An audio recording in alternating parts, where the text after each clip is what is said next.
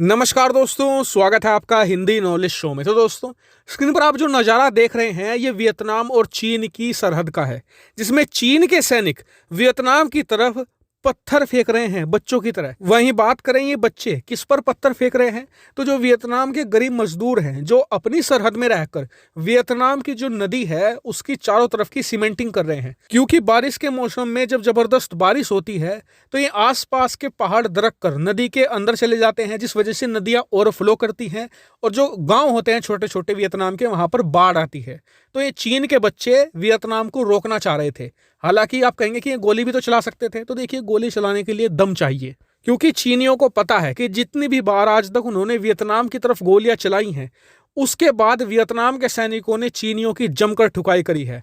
हालांकि इस घटना से आपको ये बात का अंदाजा लग गया होगा कि चीन और वियतनाम के संबंध कैसे हैं, भारत से भी बदतर हैं। क्यों? क्योंकि भारत के साथ तो सिर्फ जमीनी विवाद है, वियतनाम के साथ चीन का जमीनी विवाद भी है, समुद्री विवाद भी है और उसके अलावा कई सारे आइलैंड्स को लेकर भी विवाद है। लेकिन आप कहेंगे कि मैं आपको ये सारी चीज़ें बता क्यों रहा हूँ, तो इसका एक कारण है। दरअसल हाल ही में भारत के रक्षा मंत्री राजनाथ सिंह जी वियतनाम के दौरे पर हैं और इस दौरे का मकसद है वियतनाम को खतरनाक हथियार बेचना। इस हथियारों के लिस्ट में दो महत्वपूर्ण हथियारों के नाम आ रहे हैं। पहला है ब्रह्मोस मिसाइल। दरअसल वियतनाम काफ़ी लंबे समय से भारत की ब्रह्मोस मिसाइल को ऑब्जर्व कर रहा है, क्योंकि चीन का खतरा लगातार वियतनाम के सर पर आ रहा है और वियतनाम की सेना बड़े लेवल पर खतरनाक हथियार खरीदना चाहती है चीन को टक्कर देने के लिए। और इसके लिए वियतनाम भारत से दो हथियार चाहता है, एक जो हमला करने के लिए हो, दूसरा जो खुद की रक्षा करने के लिए हो। हमला करने में सबसे बेस्ट है ब्रह्मोस मिसाइल और काफी लंबे समय से भारत वियतनाम के बीच इसको लेकर बातचीत चल रही है। कहा जा रहा है कि जब रक्षा मंत्री राजनाथ सिंह जी वियतनाम पहुंचेंगे तो इस मामले पर बड़ी प्रोग्रेस होगी। दूसरा रक्षात्मक हथियार। दरअसल वियतनाम चीन की वायुसेना के लड़ाकू विमान और उनकी क्रूज मिसाइलों से बचने के लिए भारत से आकाश नेक्स्ट जनरेशन डिफेंस सिस्टम खरीदना चाहता है। अब आप कहेंगे कि जो आकाश सिस्टम है इसकी रेंज तो लगभग 90 किलोमीटर के आसपास होगी, तो क्या ये सफिशिएंट होगा वियतनाम के लिए?